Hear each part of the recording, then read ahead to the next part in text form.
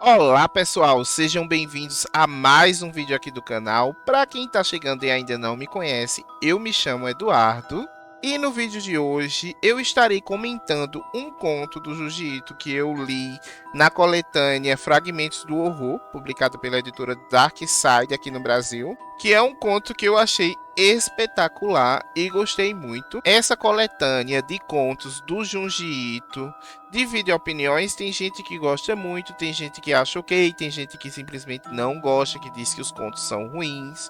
Enfim, eu li e eu gostei bastante da maioria dos contos. Tem alguns contos que são um pouquinho fraquinhos, porém nada que chega a ser, oh meu Deus, que ruim. Eu já li livros como Edgar Allan Poe, que é tipo um autor incrível, que tem uma seleção de contos incrível, mas ainda assim aqui e ali a gente lê um conto e percebe que aquele conto não é tão bom assim ou não nos agradou tanto. Então eu acho isso super natural, independente do autor. E para quem não conhece Junji Ito é simplesmente o nome mais conhecido quando o assunto é terror, é suspense no Japão. E dentre suas obras mais notáveis, mais conhecidas, temos Tomie, que inclusive eu já fiz um vídeo especial para Tomie aqui no canal, então quem curte Tomie, dá uma olhadinha nos vídeos aqui do canal, que tem vídeo sobre ela. Tem também o Uzumaki, que é um mangá muito conhecido no mundo todo e que tem uma legião de fãs e que inclusive será adaptado. Eu acredito que a adaptação de Uzumaki possa sair em 2024, não sei de certeza ainda, mas pelo que eu vi já tem até trailer da animação, então acredito que o lançamento cada vez esteja mais perto e espero que dessa vez seja uma adaptação realmente boa, porque o Junji Ito, para quem não sabe, tem algumas de suas obras, principalmente seus contos, adaptados para animação, porém suas animações também dividem opiniões. Tem gente que gostou, tem gente que odeia.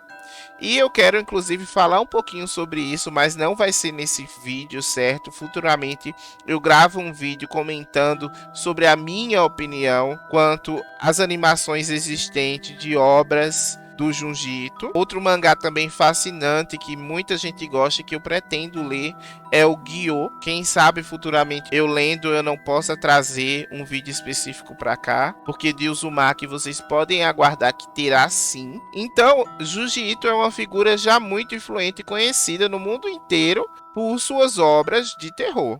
E o conto que eu estarei comentando hoje, retirado do exemplar Fragmentos do Horror, é o conto O Pássaro Negro. Acredito que esse é o melhor conto dessa coletânea, apesar que tem outros contos, mas sem dúvidas o Pássaro Negro é o melhor. Gente, como se trata de um conto, e geralmente contos não são tão longos, provavelmente haverá spoilers aqui, certo?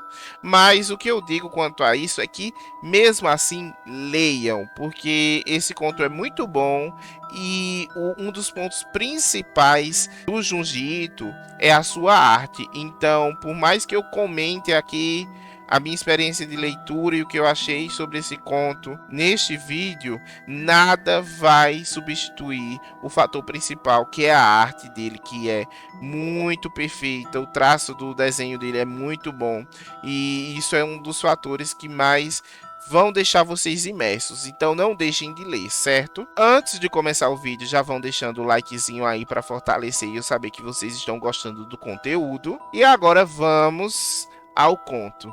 O Pássaro Negro vai contar a história de um rapaz que ele passou mais de 2 semanas desaparecido, pois ele havia sofrido um acidente nas montanhas, em um lugar totalmente isolado, que dificilmente pessoas transitariam ali diariamente, então ele passou muito tempo isolado do mundo e que foi resgatado por um rapaz que estava fazendo uma trilha. Esse rapaz saiu para observar os pássaros, para fazer uma caminhada e acabou achando esse outro rapaz lá no chão pedindo socorro, que por favor ajudasse ele. Inclusive esse personagem eu achei incrível, porque esse personagem, além de ter resgatado ele meio que deu assistência a esse moribundo do início do conto ao fim. Então eu achei isso muito legal e curioso da parte. Não sei se lá no Japão as pessoas são assim. Pelo que eu entendi, o conto ocorre em uma cidadezinha pequena. Então talvez pessoas de cidades pequenas sejam assim.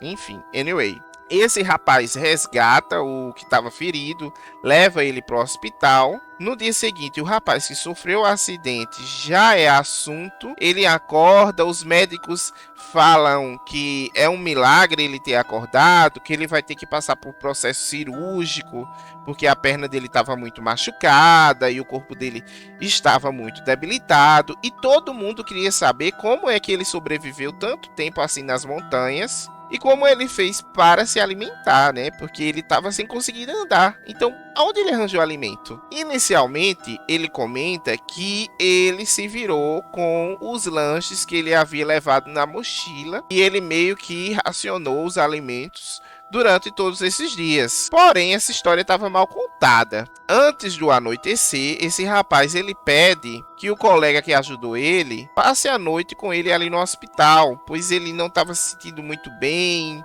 ele não queria ficar ali sozinho naquele quarto de hospital e que ele passasse a noite ali. Como o personagem não tinha nada para fazer de tão importante, ele aceitou fazer esse ato. Até aí tudo bem, tudo bom. Durante a madrugada, enquanto todos dormiam, foi aí que o bicho pegou. Porque o rapaz acorda e quando ele abre os olhos, ele percebe que tem uma figura com um corpo feminino, porém bem maior do que o rapaz que estava na cama, cirurgiado. E essa figura estava com os lábios colados nos lábios do outro rapaz, como se ela estivesse transferindo alguma coisa da boca dela para a boca dele. Só que, gente, aí vocês vão pensar, mas era uma figura feminina, era uma mulher que estava dando um beijo nele e tal. Apesar que isso é assédio, né, gente? O cara estava dormindo. Mas era uma figura estranha. Ela dava medo. Sabe quando você se assusta com algo? Pronto. Era uma figura estranha e o cara se assustou e logo ele se acordou e fez aquele alvoroço. E a figura simplesmente foi embora. Logo em seguida, o cara que estava cirurgiado, ele começa a tossir, né? Ele acorda tossindo como se tivesse engasgado. E ele cospe um bolo de carne pro lado, pro travesseiro. Eles vão dar uma olhada e simplesmente não entendem. Porque era um bolo realmente de carne, gente. Carne crua. Como se essa carne tivesse sido mastigada e cuspida na boca desse cara. Então ele resolve abrir o jogo e explicar que primeiro ele pede que o cara não ache estranho, não duvide dele, porque a história é estranha.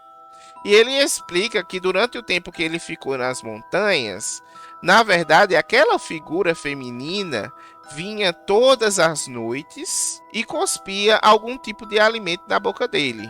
Inicialmente foi um bolo de carne. Essa carne parecia deliciosa, tanto que ele nem percebia, ele nem conseguia rejeitar. Quando ele sentia sede, ela também cuspia um certo líquido na boca dele, um líquido de sabor diferente, que ele comenta que passou a perceber que parecia sangue. E durante todos os dias que ele ficou ali, sem nenhuma ajuda, sem ser resgatado, essa mulher ia lá e alimentava ele. Ia lá e alimentava ele. E que ele simplesmente não entendia o porquê ela continuou visitando ele agora que ele havia sido resgatado. O porquê? Afinal, por que ela continuou visitando ele, já que ele estava bem? A polícia chegou a visitar eles dias seguintes, levaram o fragmento de carne para a perícia. Inclusive, antes disso, essa mulher visitou ele novamente e cuspiu um olho na boca do rapaz, né? O que fez com que eles denunciassem para a polícia. A polícia foi lá, recolheu o fragmento da carne, recolheu o olho e levou para fazer exames. E quando eles voltaram, eles comentaram que, na verdade, aqueles fragmentos eram de carne humana, era de DNA humano, porém que não estavam conseguindo identificar de quem era aquele DNA. E aquilo tudo foi estranho, porém a mulher não apareceu mais por alguns dias. O rapaz acabou se recuperando, agradeceu pela estadia, enfim, todos os cuidados, porque pelo que ele comentou, ele não tinha família. Ele que foi criado em um orfanato. Quando era bebê, foi largado pela mãe muito cedo na porta desse orfanato. Então ele não conhecia absolutamente ninguém. Ele não tinha ninguém que, enfim, precisasse dar alguma notícia. Ele também não trabalhava.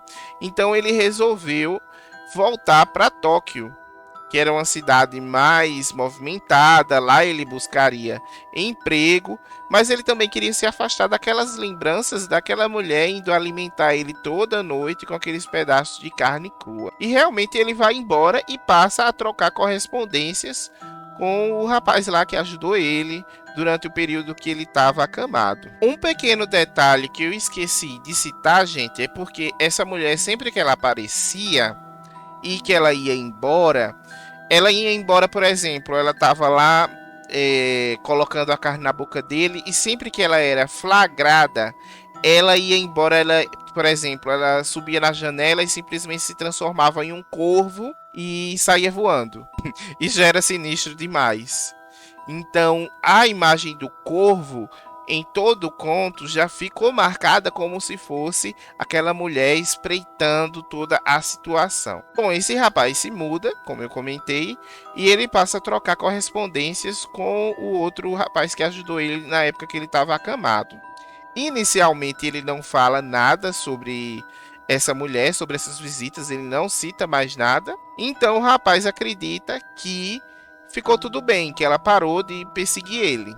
Porém, é anos depois que é achado um corpo no Monte Fuji. Esse corpo está simplesmente todo destruído. Na verdade, é achado apenas a ossada desse corpo, com alguns fragmentos de carne, enfim, mas está todo destruído o corpo. E a polícia meio que detecta que, na verdade, era aquele rapaz que havia sido hospitalizado, que ficou internado por aquele tempo ali, que era o corpo dele. Porém, algumas semanas depois, após a investigação da polícia, foi constatado que o DNA daquela carne crua que foi investigado inicialmente, o DNA era compatível com o DNA do rapaz. Logo em seguida, é achado um diário desse rapaz, aonde ele começou a comentar no diário dele, na época que ele se mudou para Tóquio, o que realmente estava acontecendo. No diário ele cita que meses depois que ele se mudou, aquela mulher voltou a visitá-lo. E ele entrava no apartamento dele, mesmo o apartamento dele, por exemplo, no cômodo do quarto, não havia janelas, não havia porta, nada. Ela simplesmente se materializava lá. E diferente de antes, que ela dava comida na boca dele, que ele questionou, mas eu não preciso mais e tudo mais, ela passou a atacá-lo. No primeiro ataque, ela dá uma mordida no braço dele e arranca um pedaço do braço dele. E ele percebe que ele precisa fugir, ele precisa se mudar para outro país o quanto antes. Caso contrário, ele seria devorado por aquele monstro. Só que muito antes disso, ela acaba sequestrando ele, levando para o Monte Fuji, que foi aonde ele foi achado.